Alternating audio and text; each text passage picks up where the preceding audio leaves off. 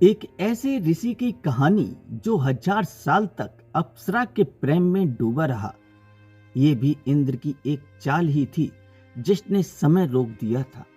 खूबसूरती अपने आप में एक छलावा होती है और इंद्र के पास तो कई ऐसी अप्सराएं थीं जो बला की खूबसूरत थीं। उन अप्सराओं के मोह जाल में फंसने से कई महान योगी भी खुद को नहीं रोक पाए। यह कहानी भी एक ऐसे ही ऋषि की है जिनके लिए समय ही रुक गया, और वह भी 1-2 साल नहीं बल्कि लगभग 1000 साल।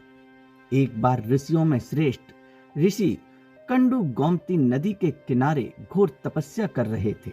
देवराज इंद्र को ऐसे समय हमेशा डर सताता था कि कहीं कोई अपनी तपस्या से वरदान पाकर उसे इंद्रलोक से पतित न कर दे। इसी डर से ऋषि कंडू की तपस्या को भंग करने के लिए इंद्र ने अत्यंत सुंदर अप्सरा प्रमलोचा को भेजा। प्रमलोचा बला की खूबसूरत थी। उसकी उस खूबसूरती को देख ऋषि अपनी बरसों की कड़ी तपस्या भूल गए और उसके साथ गृहस्थ जीवन बसाने के सपने देखने लगे।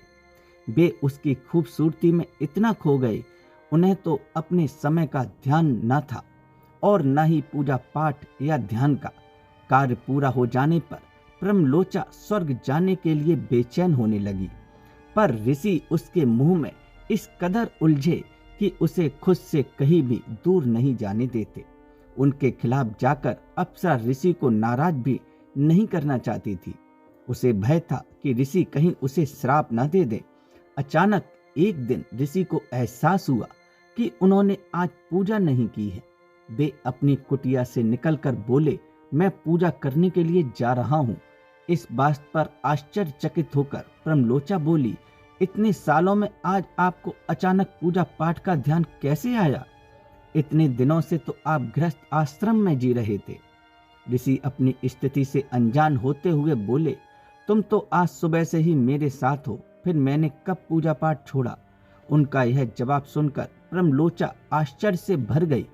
उसने ऋषि को बताया कि वह आज सुबह से नहीं बल्कि पिछले 907 सालों से उनके साथ गृहस्थ जीवन व्यतीत कर रही है।